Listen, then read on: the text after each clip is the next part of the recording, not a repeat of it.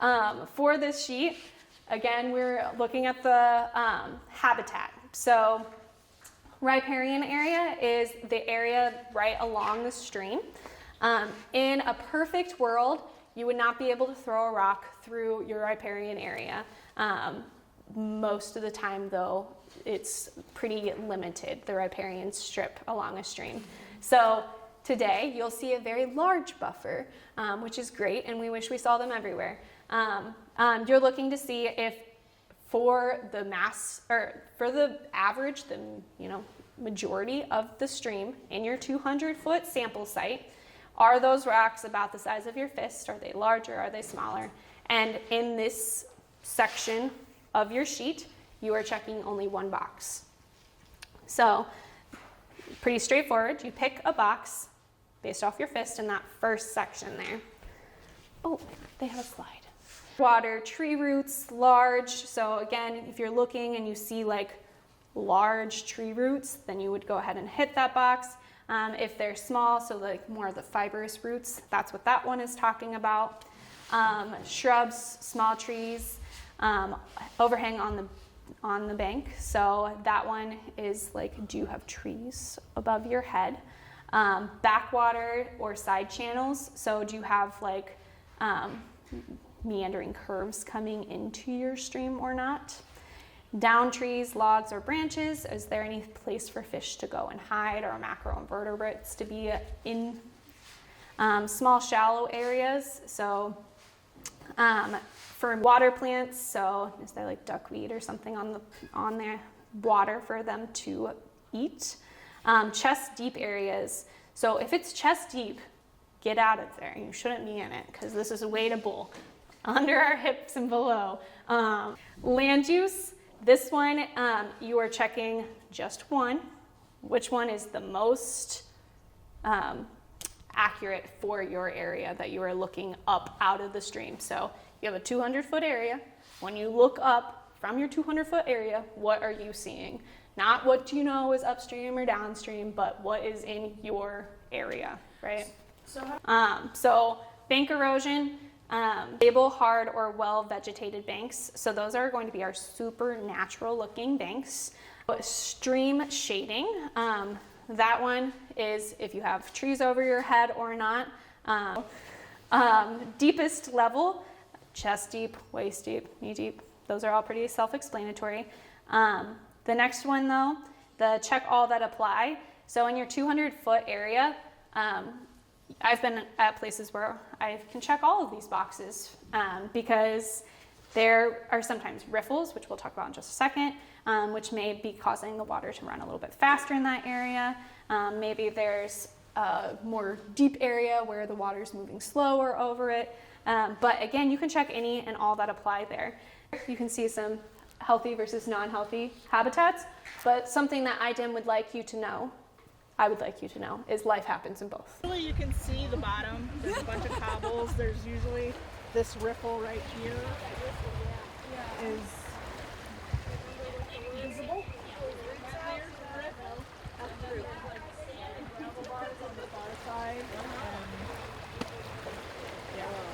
Keep it on this slide for you guys because I think seeing pictures might help us a little bit. Yeah. So width of the stream. We're gonna go start right there, right? So for the width, you're gonna go to each of your flags, right? So you have 3 flags in that are marking your 200-foot area. You go to the top flag, and one person stands on one side, and one person walks that tape measure across the other, and you pull it tight, and that's your width. You're gonna do that at each of your flags. And that's the stream width, and those are the numbers that you are putting right here. I feel like I did, but I didn't actually know. I just have to take both those classes. I don't know. Do you have a biology degree? That's it. And then you got that master's through that same program, Dragonfly, whatever. I didn't do Dragonfly. I did the state. Would you say that's... Then you take the average of those and you put them here. Next is transects. Now, this is how I personally do it. You do it how you want to do it because you're going to be your own agent here after a bit. But while I already have the tape measure tight at each of my flags to save myself time, I also gather my transect information. So while that tape measure is tight across your first flag, you're also going to get the depth of your river edge, middle river edge. So you are going to have a yardstick with a yardstick, and you go to the river edge, so where the water meets the edge, and you put it down. Most of the time, you see a few inches there. Again, though, it's in feet. So remember that. Sometimes at Cedar Creek, though, we have several feet at our river's edge. So it can be rather deep there too. And then I do that 3 times as well. So at each flag, you're gonna get the width and the depth of river's edge, middle river's edge. And that gets you through the first 2 boxes there. Now the next one, this is the one that can be really fun or really boring depending on your stream. So you are going to go, you set your length to get your velocity. I personally really like 25 feet for whatever reason. That's what I like to do. So one person stands at the top of your 25 feet. You can use your flags if you would prefer. Do you pick the 25 feet within wherever? You can do wherever. So that's one, again, that precision accuracy thing.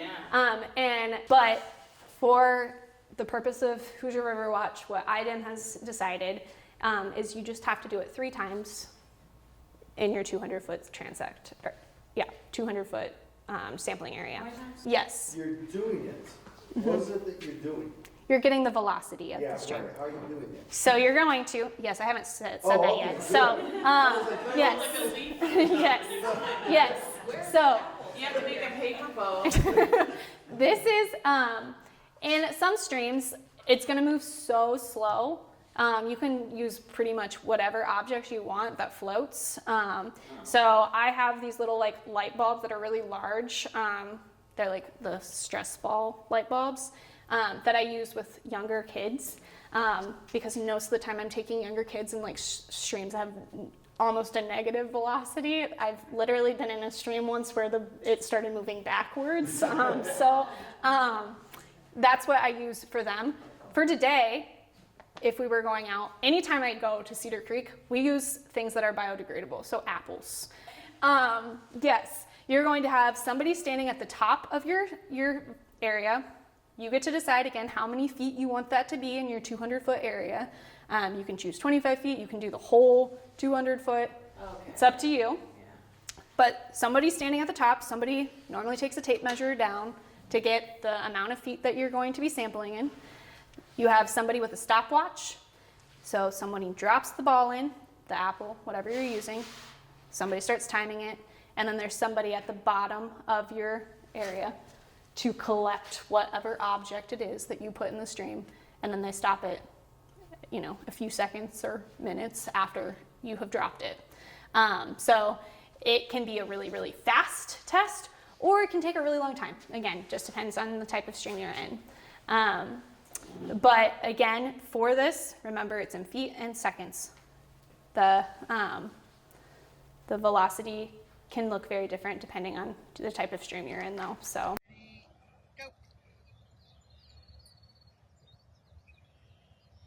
Okay, what do we think? Is this going to be faster?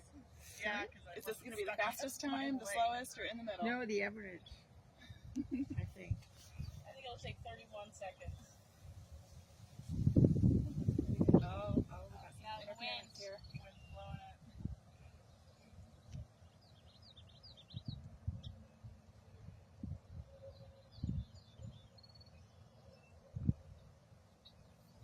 Stop. 31.99. So that's 30. All right, guys, so we're gonna get started on the chemical testing, which is this lovely pink piece of paper. And I'm gonna use my cheat sheet so I don't have to try and remember all of them. Okay, so For chemical testing, there are all sorts of different tests that we can run. To get an actual WQI score, you have to have multiple metrics. So to get a water quality, is it index? Water quality index score? Is that what WQI stands for? Thank you. I haven't had to say what that stood for in a really long time. So to get this bottom value, you have to do multiple different tests. You can't just do one test and get that score, right? I believe you have to do 5 of the test. So you will be doing temperature, dissolved oxygen, BOD. Body odor. Biological. What does BOD stand? Biological oxygen demand. There you go. I should have brushed up on all the acronyms because I don't remember what they stand for. There are a lot. There's a lot, yeah. So BOD is a 5-day test. So even if I started it today, I wouldn't be able to do that one fully with you, but I can show you how it works. pH, nutrients, and then turbidity and bacteria. Bacteria is another workshop in its entirety. To do E. coli, it's a multi-day thing as well, and it's an additional 3-hour workshop. To do this, I mentioned at the beginning of the class, there are safety cards in those black boxes. Those are the official boxes for doing the sampling. You should take a picture of it, so if you have any reactions to any of the chemicals, you would be able to show your medical professional what you were playing with. You can use gloves. We have gloves if you want them. You can use goggles. The disposal of materials, the ampoules are glass. So we have, I always use a closed lid jug to dispose of everything. Everything is okay to go into your trash. Last but not least, make sure that you are cleaning out all of your stuff with the water that you're sampling with, and make sure that you clean off all of your stuff after you're done sampling as well, to make sure that you're not introducing species from one water body to another. To dive in, that's an example of one of those cards if you were curious what it looked like.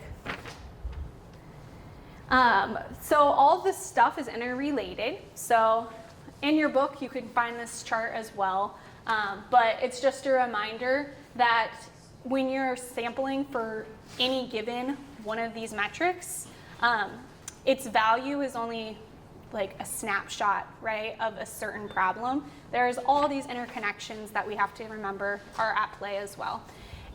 But all of this is interconnected. So, you guys ready to do some chemical testing? Yes. Yes, get ready. So, the first one is my favorite because it's the easiest. It's temperature. So, what you do for that one is you take a thermometer and you put it in the water. You wait. Depending on the thermometer, we have the middle of the line model in our kit. So it takes a minute to tell you the temperature. You put it in and it beeps. Sometimes for this metric though, you'll notice it says water temperature at site. So that's in your 200 foot area. But you will also notice right under it says 1 mile upstream. So in order to do this one, you don't have to go an exact mile upstream, but you do need to go quite a ways upstream to get this metric. And you are trying to figure out if there is any thermal pollution that's affecting your area. So metric 1, done, right? Moving on, dissolved oxygen.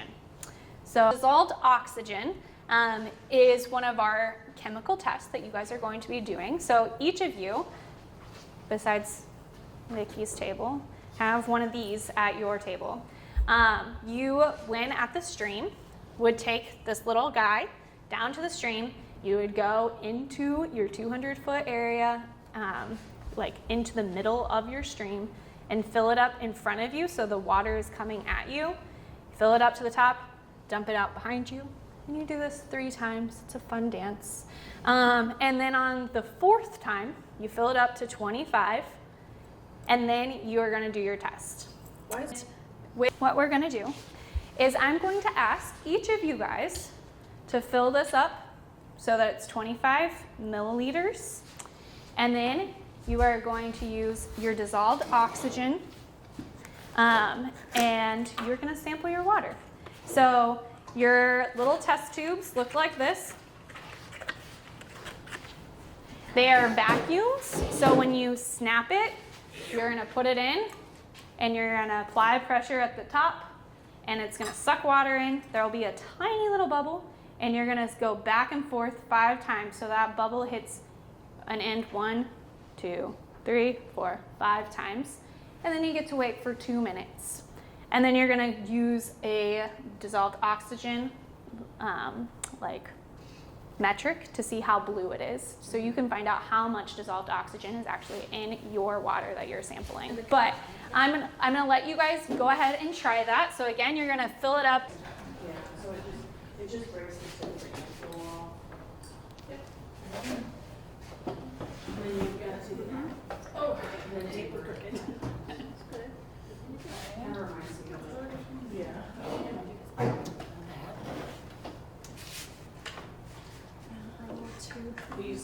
This is my tree. Oh, I think it's one of the in this house. Because you have to dispose of all of that water too.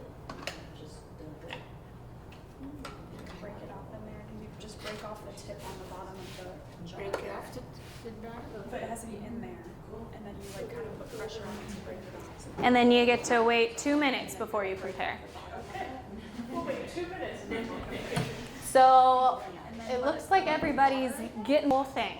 We'll get through the whole thing here in a second. That one's blue-ish. That's nitrates. Yeah. Which we'll get there. We'll talk about that. But while we're waiting on our 2 minutes to go by, some things about dissolved oxygen. So dissolved oxygen is, again, the oxygen that we're finding in our streams. Dissolved oxygen, we like to see it anywhere from like 6 to like 8. You can have too much dissolved oxygen. Yes. So you can have too much dissolved oxygen. Reasons you might not have high levels of oxygen is maybe your stream is too hot. These are cold watered streams, so we shouldn't have high temperatures in them, so that shouldn't necessarily be an issue, but it can be. Maybe our stream is really turbulent, or there's just too much decaying matter in the stream. Ours is almost as dark as it gets. Can you take this out? No. Yeah. That pond. Yes. Sure, the E. coli in it. Oh, you're right. This one is way lighter than Yeah, I know. the one we're using. Yeah, one's darker. We also call it salinity and nitrates. So that's the scary Q table or Q value table you can use for dissolved oxygen. Yes, use this to help get your answer here. You will write down the answer that you just got in there. Then for DO saturation, you can use this table to help you, or you can use this graph, which is on page, in my book it was 47. I don't know if it's still page 47 or not for you. So do you recommend that we do this I see it says there's 3 sample numbers. We just do it 3 oh, times. Yeah, at your 3 You can do it, spots? so I would do it at my 3. While you guys are up there, if you could build a little makeshift ramp. Yeah, can you find sticks? Yeah, milk some stairs, use some sticks. Boy things. You were dissolved oxygen or orthophosphate. Imagine sticking us in your thigh. Wait, how does it tell you? I don't know. I just said imagine it. Can you tell us those 3 things again? There's some thoughts. So nitrate, dissolved oxygen, orthophosphate. Thank you. And then I have pH strips. We're no longer needing the tape measure, so we can set that one down. In the middle of that. Oh, go ahead. And then I'm going to grab that turbidity tube right there as well. Well, So- after all your walking and falling and pretty. Yeah. So when we do this one, I like to start at the top. No, I'm lying. I like to start at the bottom and work my way back. You stir up less. Yes. Yeah. So That is not required by Hoosier River Watch. That's just what I do It based makes on sense. years of doing this. They should require that. Tell Dylan. Okay. Because otherwise you're getting. Yeah. You're supposed to go and find a spot you haven't stirred up. That's what the book says. Oh, but well. it's as you might realize at this point, it's really hard not to stir up like the whole thing. Yeah. So that's how I like to do it. You can choose how you want. Yes. But we're testing from the center, right? So when we walk back, we should try to walk toward the edge. Yeah. So I like to walk along the edge that I'm getting in, and then you go out to the center. And for each of the tubes, we're going to fill them up 3 times. And remember, the water is going to be coming towards us, and we're going to fill up coming in from, like, the water's coming at us, fill up and dump behind us, even with our small tubes. And we do that 3 times, and then on the 4th time, we are going to have our measurement. So while we're out there, you guys are just going to hold on to those. We're going to have to bring them back because I don't like to take the ampules out with me because they're glass, and I don't want them. Oh, so you want me to walk out there, collect, come over here, walk out there, collect, come over here? Yeah. Okay, and we dump it 5 times? 3 times. 3 times. 4th time, you bring it back. Okay. And we're all going to walk together, and we're going to do Start it all. down there? Yep, and we're going to do it all together. We're going to get 5 different things while we're out there. Temperature, orthophosphate. I lied, we're getting way more than that. We're getting temperature, orthophosphate, dissolved oxygen, nitrogen. I have pH strips, and we have turbidity. Beautiful. What can I help you carry? Can I carry that? Yeah, sure. I've lost my pen. It doesn't matter of time. For BOD, you would do the exact same thing 5 days later, but to do BOD, you have to use a dark jar. You go into the stream, you fill it up 3 times, again, front to back, making sure the water's coming towards you. You fill it up all the way to the top. There should be, yes, no water should be inside, no air should be inside this, like all the way to the top, all the way to the top. Then you push that down so water comes out, you close it, and then you go put it in a dark place in your office and you forget about it for 5 days. And then you do the 3 samples that you would have just done. With that water? With this water. So that you can find out if, you know, what the difference is after 5 days. Deanne, do you want to explain DOB any further? Yeah, so with the biological oxygen demand, you are seeing how much dissolved oxygen has been used by any aerobic organisms in the water column, so bacteria primarily.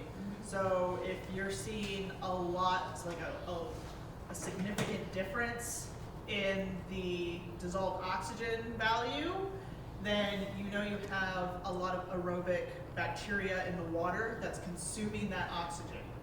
Okay? If you're not seeing any much of a difference, you're not going to see higher dissolved oxygen, but if you're either going to see similar or lower. So if it's similar, you're not seeing a lot of aerobic bacteria or aerobic organisms. Whereas if you're seeing a drastic decrease in dissolved oxygen values, then you know you've got an abundance of aerobic bacteria primarily that's using up that available oxygen in the water. Make sense? pH. So pH is a test strip. You guys all have the test strips on your tables. For pH, you get 1 value.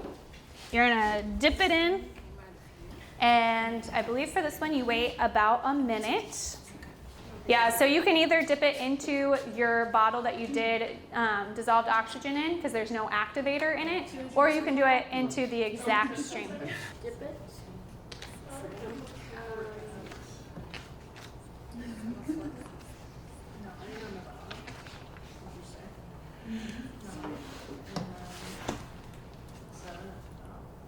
So for pH, we're going to get 1 number.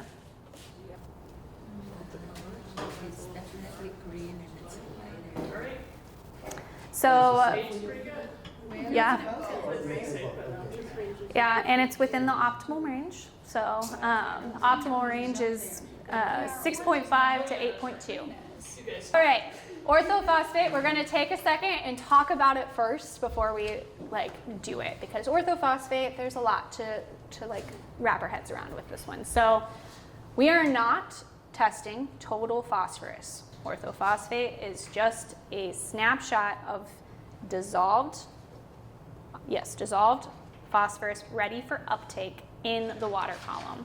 So our numbers should be very, very small for orthophosphate. So what is orthophosphate? It's the dissolved phosphorus ready for uptake in the water column. Okay. So it's a form of phosphorus. Okay. Now, orthophosphate, again, since it's just a small slither of the phosphorus that we're testing for, should be a small number. I have had it be a pretty large number. This is what you should be using for the most part to get your reading on orthophosphate, and you'll notice it's a decimal, right? Because in theory, the small percentage of orthophosphate that we are actually testing for, the dissolved phosphorus ready for plant uptake, it should be relatively small. However, there are times that you will be using the slide chart that you guys used for dissolved oxygen. I've had it happen one time. So, can happen. I didn't believe them when they told me that that it didn't match any of those colors. Can happen. So, orthophosphate, one of the reasons that I wanted to take a moment to really talk about it is because we're in the Western Lake Erie Basin, so all of the water that is draining from our area is ending up in Lake Erie. What I'm about to say is exact opposite for you. Yes. So, for us, phosphorus is one of the leading nutrients that lead to algae blooms in the Western Lake Erie Basin. So the more dissolved phosphorus, the more orthophosphate that we are finding in the water column, the higher chance that we are going to see an aggressive algae bloom later this summer or fall in Western Lake Erie Basin. Now, in freshwater systems, again, it's that phosphorus that's driving those blooms. But if you were to, go to the other side, where you guys sample too, so actually there's half of the people in this room need to know this information. If your water is going into the Gulf of Mexico, if you're in the Mississippi, it is nitrogen that you need to be more aware of, because nitrogen is what leads those, or causes for those blooms to have more severity in saltwater systems.